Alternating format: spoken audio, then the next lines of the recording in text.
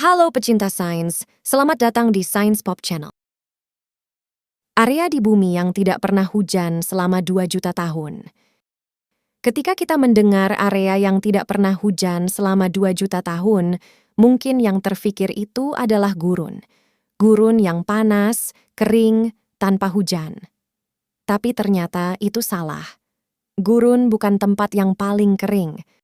Memang gurun termasuk area yang jarang sekali hujan.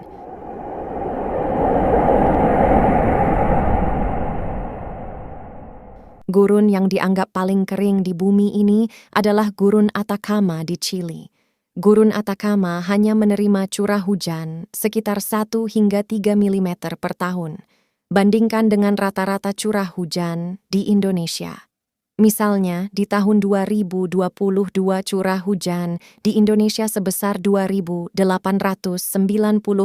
mm per tahun. Atacama telah menjadi wilayah gersang selama 10-15 juta tahun dan bahkan mengalami kurangnya curah hujan yang signifikan selama 401 tahun, antara tahun 1570 dan 1971.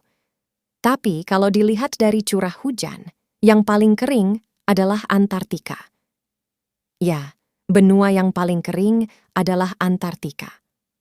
Meskipun ada salju di sebagian daerah pesisir, di daratan kelembapannya rendah.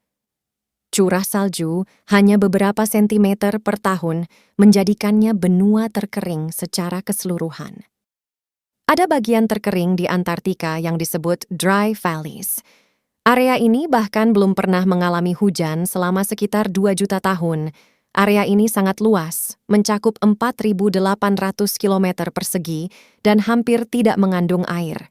Salah satu faktor utama adalah pegunungan yang mengelilingi area ini yang menghalangi kelembapan masuk.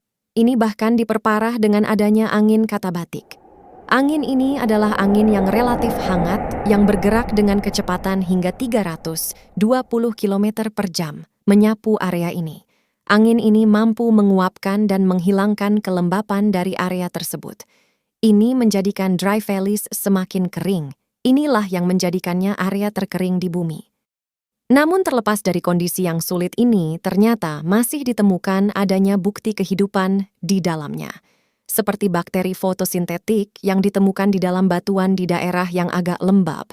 Kondisi ini ada kesamaan dengan planet Mars, sehingga NASA telah menjadikan dry valleys ini sebagai analogi untuk Mars karena kondisinya memang ekstrim.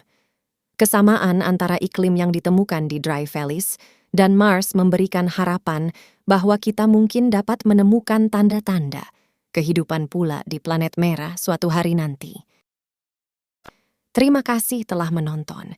Jangan lupa untuk like dan subscribe agar kamu tidak ketinggalan konten menarik kami berikutnya. Jika kamu ingin tahu lebih banyak atau memiliki pertanyaan, jangan ragu untuk meninggalkan komentar di bawah. Sampai jumpa di video berikutnya.